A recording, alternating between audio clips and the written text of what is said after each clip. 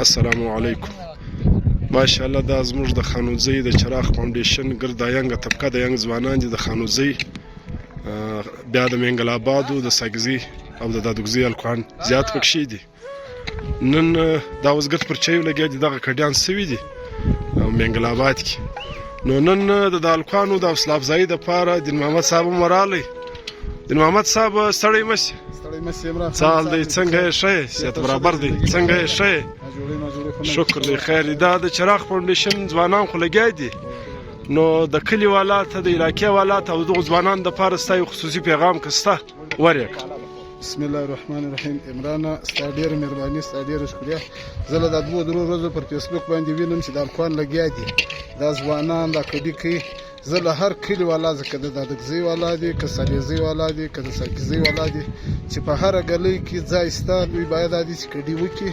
نو انشاءالله 4000 درخته را روانه ده. هر سړي د کور تر مخ به دا درختې ولګېږي.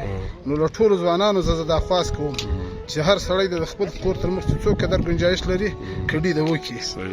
دا خلکو به حوصله افزایي په وشي، زموږ د علاقې به رنګ په ښایسته.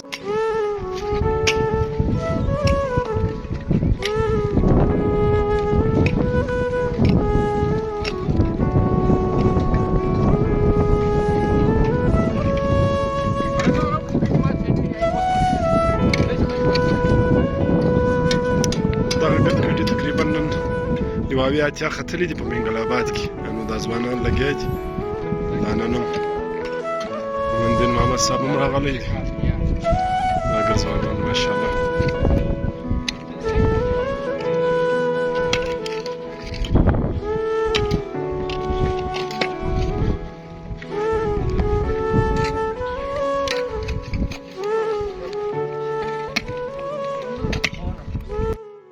دا دین محمد صاحب د خدمات وګړي کړي ته معلومه چې ډېر خدمت کوي، ډېر خدمتګزار انسان دی. کور یې ودان د حوصله افزایي دپاره ورالی. موږ د بلوزۍ والا و ځوانانو ته هم دا خواست کوو چې دا کوم روډ له بلوزۍ له خانوزۍ بازاره زه بیا تر بلوزۍ تللی دی و بلوزۍ ته نږدې تر دا پله واخوا ته د شاوخوا کډیان وکړي. انشاءالله هلته هم زموږ اراده شته چې درختې وروړو. نو که دوی خپله دا کډیان وکړي موږ سره لږ یو، دا کډیان موږ هلته نه پرسو. موږ اراده شته انشاءالله هلته نو ډېر بې کور وداني مهرباني او موږ هم ورځو انشاءالله کومک ورسره کوو که د دوی دغه وي. نو باید چې د بلوزۍ والا هم دا د روډ څنګ د درسکوله پورې بیا تر کلي پورې موږ هم دلته هم اراده شته که دا کډي وکړي نو به ډېره ښه ده.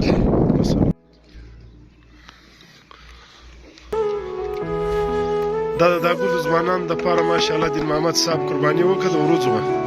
الله دې خیرات قبول کړي. کور یې ودان.